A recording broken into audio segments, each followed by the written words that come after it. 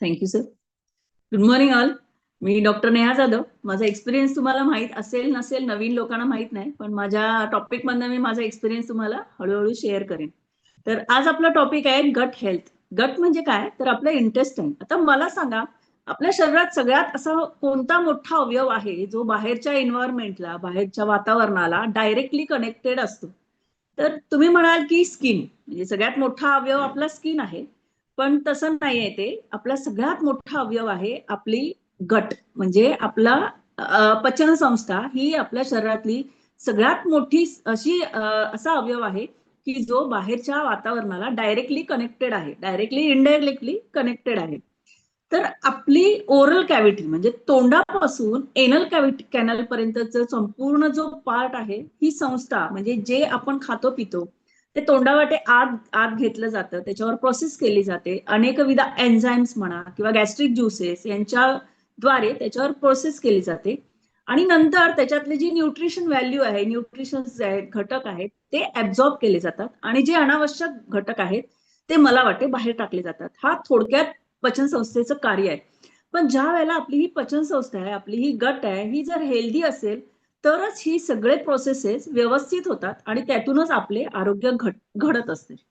पण ज्या वेळेला ही पचन संस्थेचं आरोग्य बिघडते, म्हणजेच त्याला आपण म्हणतोय लिकी गट, आणि मेडिकल भाषेत आम्ही त्याला म्हणतोय की इन्क्रीज इन इंटेस्टिनल परमॅबिलिटी, जी ज्यातूनच पुढे आपल्याला अनेकविध आजारांना आमंत्रण मिळत असते. आता इंटेस्टाईन म्हणजे जी आतडी असतात ना, त्याच्या आतमध्ये एक पातळ लाइनिंग असते, एक अस्तर सारखा अवयव, अस्तर सारखा भाग असतो, आवरण असते. आणि हे इतकं पातळ असते की आपल्याला ते डोळ्यांनी सुद्धा दिसत नाही. ते मायक्रोस्कोप मधून बघितलं तरच ते दिसणार आहे. हे जे लाइनिंग आहे ना, ते म्युकझल एपिथिलियल पासून बनलेलं असतं. आता हे अस्तर आहे, त्या अस्तरला असे छोटे छोटे छिद्र असतात, आपलं जी चाळणी गाळणी असते ना त्याप्रमाणे. तर त्या लाइनिंगला लहान लहान छिद्र असतात जी डोळ्याने दिसू शकत नाहीत, एका फिल्टर प्रमाणेही काम करतात. काही ठराविक पदार्थ यातून पास होऊ शकतात आणि जे आकाराने मोठं आहेत, जे अपायकारक आहेत, जे टॉक्सिन्स आहेत, जसं की व्हायरस आहे, बॅक्टेरिया आहेत, जे टॉक्सिन पदार्थ आहेत, फॅट सेल्स आहेत, हे या पदार्थांना ही गाळणी आहे, हे फिल्टर आहे, हे पास होऊ देत नाही. आता मी गाळणीचं उदाहरण का देते, आपण बघा, आपल्याला जे पाहिजे आहे पातळ जे पीठ आहे ते खाली राहते आणि जे आपल्याला नको असलेला भाग हा त्या चाळणीच्या वर राहतो आणि आपण तो टाकून देतो. तसंच हे या इंटेस्टिनल लाइनिंगचं काम असते.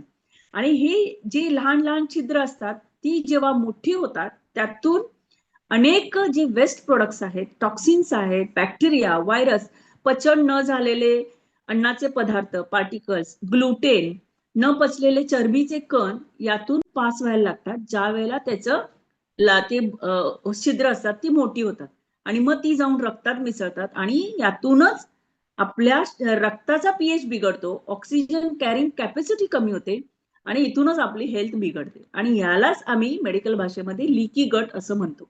आता सर्वात मोठा अवयव म्हणजे किती मोठा, तर एखाद्याचा आपला 3 BHK फ्लॅट असेल, 3 BHK फ्लॅट इमॅजिन करा, 3 BHK फ्लॅट आहे, त्याचं जो एरिया आहे म्हणजे कार्पेट एरिया, तो एरिया केवढा मोठा असेल तेवढा तेवढं मोठं आपला लाइनिंग आहे, म्हणजे गट लाइनिंग आहे, इतकं मोठं आहे.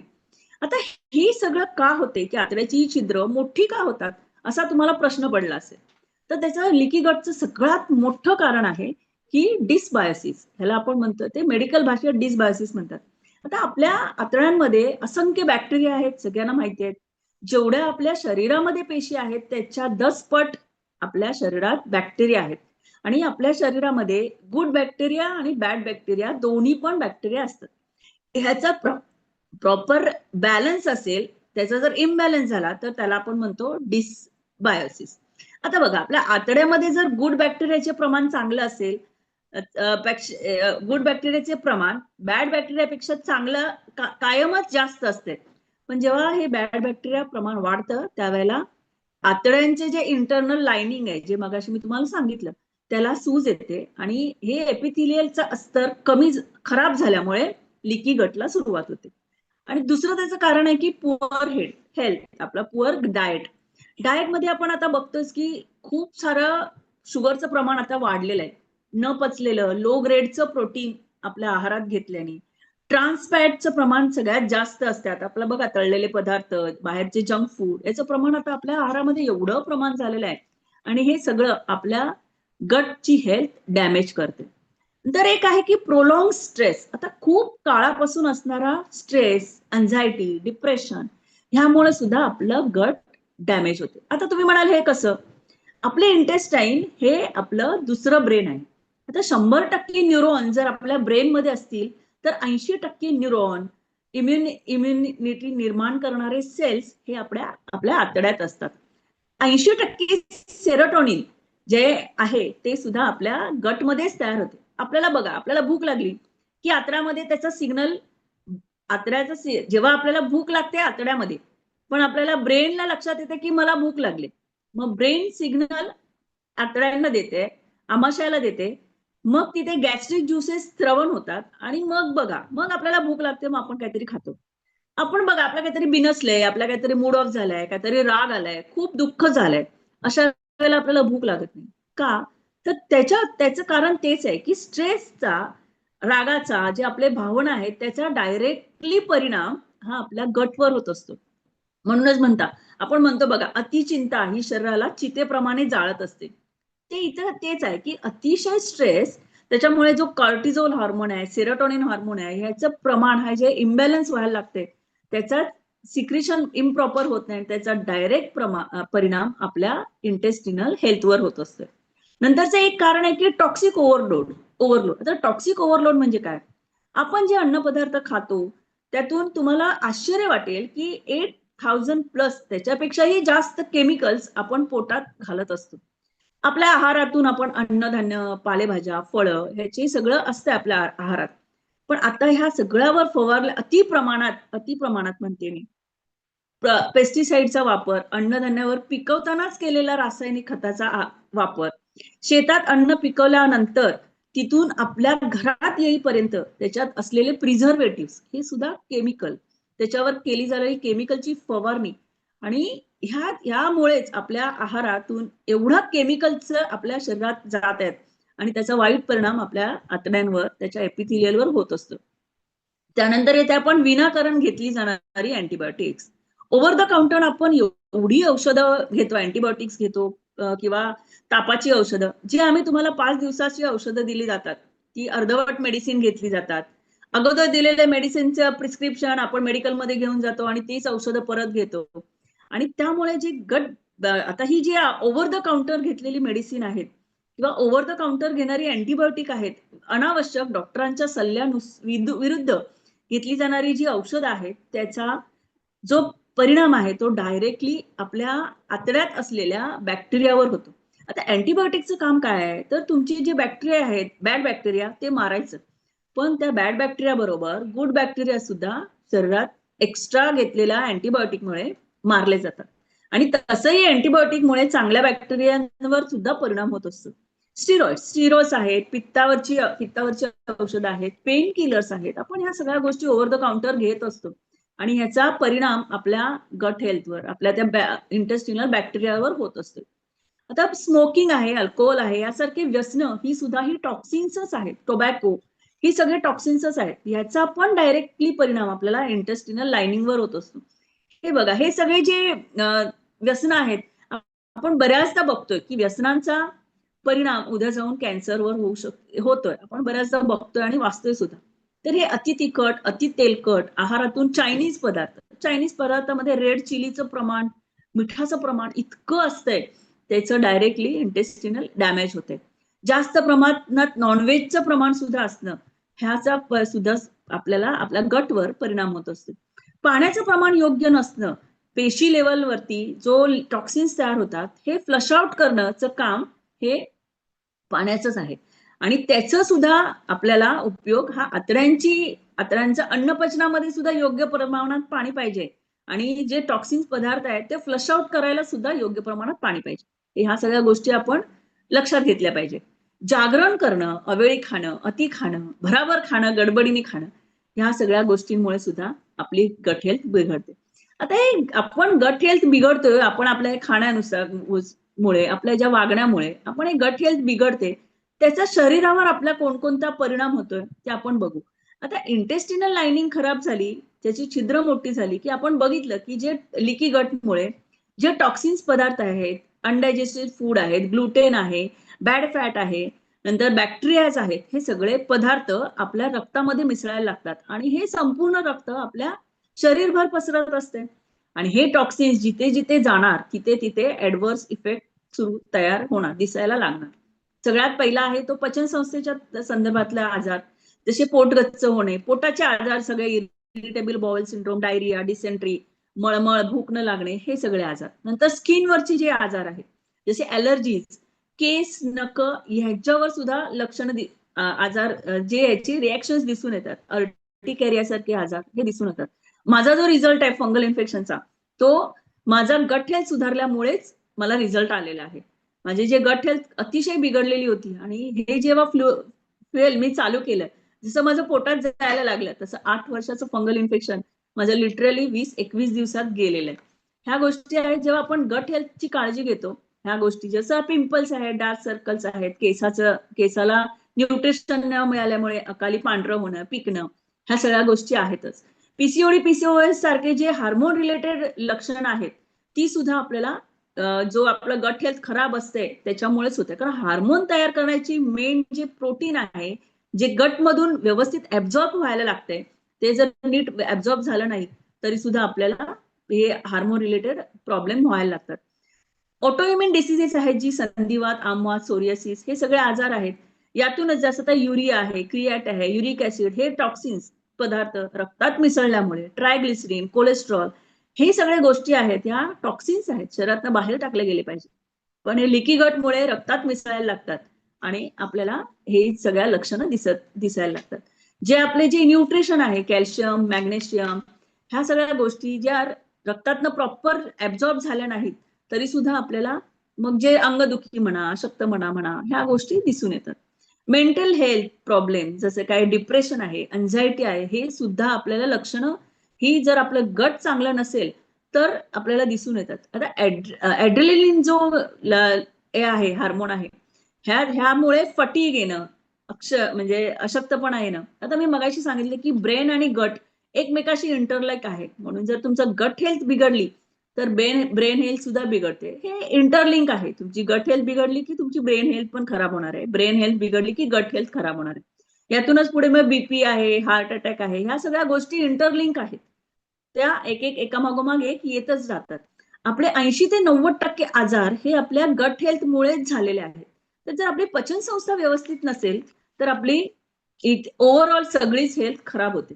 तर आता ही काळजी कशी घ्यायची, आपली गट हेल्थची काळजी आपल्याला घ्यायला पाहिजे. आता एवढं सगळं मी सांगितलं की गट हेल्थ खराब झालं तर जवळ 80-90% आजार हे आपल्याला गट हेल्थ मुळेच होतात. तर ज्याच्यामुळे आपली गट हेल्थ बिघडते ते ते करायचं नाही. म्हणजे आता समजा जी पचन संस्थेचं आरोग्य चांगलं राहायचंय तर त्या गोष्टी करायच्या ज्याच्यामुळे आपल्याला आपलं गट हेल्थचं आरोग्य चांगलं राहील. तर काय काय करायला लागेल? मी पहिला सांगितलं की टॉक्सिक ओव्हरलोड, म्हणजे मी सांगितलं की डॉक्टरांच्या प्रिस्क्रिप्शन शिवाय घेतली जाणारी विनाकारण अतिप्रमाणात गरज नसताना घेतली जाणारी औषधं, पित्ताची औषधं, पेन किलर्स, अँटीबायोटिक, हे आपण टाळलं पाहिजे. स्मोकिंग म्हणा, अल्कोहोल, टॉबॅको, ही सगळी व्यसनं टाळली पाहिजे. अति तेलकट खातो आपण, अति रेड चिलीचं प्रमाण असलेले पदार्थ, ह्या सगळ्या गोष्टी आपण टाळायला पाहिजे. जितकं टाळता येईल तेवढं टाळलं पाहिजे.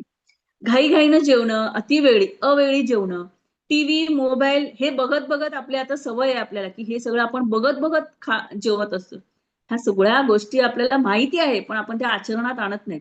साखरेचं प्रमाण जितकं तुम्ही कमी कराल तेवढा तुमचं गट हेल्थ चांगलं राहत असते. जेवढी तुम्ही साखर इंटेक करणार आहे तेवढं गट हेल्थ ही खराब होत आहे. आपण अगोदर बघा सणासुदीलाच फक्त गोडधोड करत होतो, पण आपल्याला आता दर 1-2 दिवसांनी काहीतरी गोड खायची इच्छा होते. चॉकलेट, बिस्किट, हे सगळे बेकरी प्रोडक्ट्स आहेत. साखरेचं प्रमाण इतकं जास्त आहे बेकरी प्रोडक्ट्स मध्ये. आपण सकाळचा नाश्ता बघा, सकाळी आपल्याला इमॅजिन करा, आपण चहातून बुडवून खायची आपली इच्छा आपल्याला काहीतरी लागतच. ह्या सगळ्या गोष्टी, जर सकाळचा नाश्ताच आपला जर इतका अनहेल्दी असेल तर सुरुवातच इतकी बॅड होते आणि आपली गट हेल्थ तिथूनच बिघडायला सुरुवात होते. हे तेल, डालडा, मैदा, साखर, ह्या सगळ्या मधले असलेले ट्रान्सफॅट हे आतड्यांचं आरोग्य खराब करायला मदत करते. टॉक्सिक ओव्हरलोडचं मी तुम्हाला मगाशी सांगितले. आता बॅड बॅक्टेरियाचं प्रमाण हे आपल्या शरीरामध्ये वाढते का, कशामुळे? तर हे आपलं हे सगळं आपण इनटेक करतोय त्याच्यामुळे. आता ह्या सगळ्या गोष्टी आपण करायच्या नाहीयेत. तर काय करायचंय? तर योग्य आहार घेणं, ज्यात योग आपल्याला पचायला हलका आहे, प्रोटीन. मी मगाशी सांगितलं की जे जड अन्न, जड प्रोटीन असते ते आपलं गट हेल्थ खराब करते. तर जे प्रोटीन आपल्याला पचायला चांगलं आहे, हलका आहे, ज्याच्यात 40 प्रकारची जीवनसत्व, मिनरल्स, योग्य प्रकारचा बॅलन्स डाएट आहे, तो आपल्या प्रत्येक पेशीपर्यंत पोहोचला पाहिजे. आणि असा आहार घेणं की ज्याच्यामुळे आपली पचन संस्थाच बिघडणार नाही. पाण्याचं प्रमाण योग्य ठेवलं पाहिजे. आता प्रत्येक पेशीमध्ये लेवलला जो फ्री रॅडिकल्स तयार होतात ते आपण बाहेर टाकण्यासाठी पाण्याचा प्रॉपर इनटेक केला पाहिजे. योग्य प्रमाणात झोप घेतली पाहिजे, कारण झोपेतच आपले सगळे अवयव हे रिपेअर होत असतात. गट हेल्थ मधले गुड बॅक्टेरियाचं प्रमाण वाढवणं, हे याच्यासाठी आपण आपल्या आहारामध्ये दही, ताक, हे जे इडली, डोसा, कांजी, ढोकळा, हे जे आंबवलेले पदार्थ आहे याचा समावेश केला पाहिजे, पण ते सुद्धा प्रमाणात. पण त्याच्यासाठी पण स्पेसिफिक आपल्याकडे सिम्पली प्रोबायोटिक आहे, जे आपलं असं फ्युएल आहे ज्याच्यामध्ये 2 बिलियन्स ऍक्टिव्ह गुड बॅक्टेरिया म्हणजे डायरेक्ट आपल्याला सहजरित्या मिळून जातात. हे बाकीच्या गोष्टी आहारातून शोधायची गरजच लागत नाही आपल्याला. आणि या बॅक्टेरियांचे खाद्य काय आहे? तर फायबर. हे आपल्याला रोजच्या आहारामध्ये सॅलडचं प्रमाण, ग्रीन व्हेजीज, फ्रुट्स यामधून मिळतं. पण आता जर आपण शेतीची अवस्था पाहिली तर त्यातून आपल्याला किती फायबर मिळणार आहे आणि आपण प्रॉपरली आपल्या डाएटमध्ये किती फायबर इनटेक करतो हे गॉड नोज. पण त्याच्यासाठी पण आणि आपलं वय पण मॅटर करते, की आपल्या वयाच्या नुसार, आपल्या आवडीनिवडीच्या नुसार आपण किती फायबर इनटेक करतो हा एक मोठा प्रश्नच आहे. पण त्याच्यासाठी सुद्धा आपल्याकडे ऍक्टिव्ह फायबर कॉम्प्लेक्सचे फ्युएल आहे, जे वेल बॅलन्स्ड आपल्याला फायबर मिळवून देते. चुकीच्या खाण्यापिण्याच्या सवयीमुळे आपल्या आतड्यांची जी नॅचरल आकुंचन प्रसरणाची जी प्रक्रिया आहे ती, त्याला आपण म्हणतो की पेरिस्टॅल्सिस मुवमेंट, म्हणजे अन्न पुढे ढकलायचं काम करते. ही ताकद मुळात कमी झालेली असते आणि ही ताकद वाढते कशामुळे? ज्याला आपण म्हणतो की ऍडॉप्टोजेन्स असं म्हणतो. आता ही तुलसी, वेलची, आलं, काळी मिरी, हळद, दालचिनी, मुलेठी यासारखे हे जे पदार्थ आहेत त्याच्यामध्ये नॅचरल ऍडॉप्टोजेन्स आहेत, नैसर्गिकरित्या आढळतात. आता एक गंमत सांगते तुम्हाला. हे जे आहे ना, याच्यामध्ये इतक्या त्यातल्या बऱ्याचशा पदार्थांचं समावेश ह्याच्यामध्ये केलेला आहे. म्हणजे आपल्याला बाहेर कुठे जायलाच लागत नाही. ह्याच्यामध्ये आपल्याला सगळ्या गोष्टी मिळतातच. आणि सगळ्यात महत्वाचं आहे आपला गट आणि ब्रेन ऍक्सिस ह्याच्यावर काम करणं. आता कोणतंही औषध आपल्या ह्या वेगस नर्ववर किंवा ह्या गट ब्रेन ऍक्सिसवर काम करत नाही. त्याच्यासाठी फक्त एकच गोष्ट करायला लागते, ती म्हणजे तुमचं मानसिक स्वास्थ्य. आता आपलं ब्रेन आणि गट एकमेकांशी इतकं कनेक्टेड आहे की त्याचा डायरेक्टली इम्पॅक्ट आपल्या गटवर होतो. तर आपलं जे 80% सिरोटोनिन नावाचं जे हॅपी हार्मोन आहे हे आपल्या गटमध्येच तयार होत असते. म्हणून जर ते डिस्टर्ब झालं की मानसिक स्वास्थ्य पण डिस्टर्ब होते. म्हणून मानसिक स्वास्थ्य टिकवून ठेवणं खूप गरजेचं आहे. आणि आता हे मानसिक स्वास्थ्यासाठी वरदान आहे आपली शतयशी फॅमिली. हे योगा आहे, प्राणायाम, योग निद्रा यासारख्या वर्गातून आपलं मानसिक स्वास्थ्य उत्कृष्ट आणि स्थिर ठेवण्याचं काम हे केलं जाते. आता मॉर्निंग फ्युएल स्टेशनवर आपण आहे, ह्याच्यामध्ये जे आपला एक्सपिरियन्स आहे, त्याच्या आरोग्यावर काम करणारी लोक आहेत. आत्ताच आपण हेमाताईंचा एक्सपिरियन्स ऐकला. त्याच्यातनं किती पॉझिटिव्ह एनर्जी आपल्याला मिळाली. मॉर्निंग फ्युएल स्टेशन हे कधीच आपल्याला निगेटिव्ह एनर्जी, निगेटिव्ह गोष्टी सांगत नाही. आपल्याकडे त्या नाहीच आहेत. सगळं पॉझिटिव्हनेस भरलेलं आहे. तर ह्या सगळ्या गोष्टी आहेत. अर्चिता मॅमच्या जीवनमूल्याचे टॉपिक आहेत, धनाजी सरांचे मनावरचे टॉपिक आहेत, वैद्यताईंचे नीतिमूल्यांचे गोष्टी आहेत. ह्या पॉझिटिव्ह माइंडसेट आपले तयार करतात आणि त्यातूनच आपली ब्रेनची हेल्थ सुद्धा प्रॉपर राहते आणि ही डायरेक्टली आपली गट हेल्थ सुद्धा हेल्दी ठेवायला मदत करते.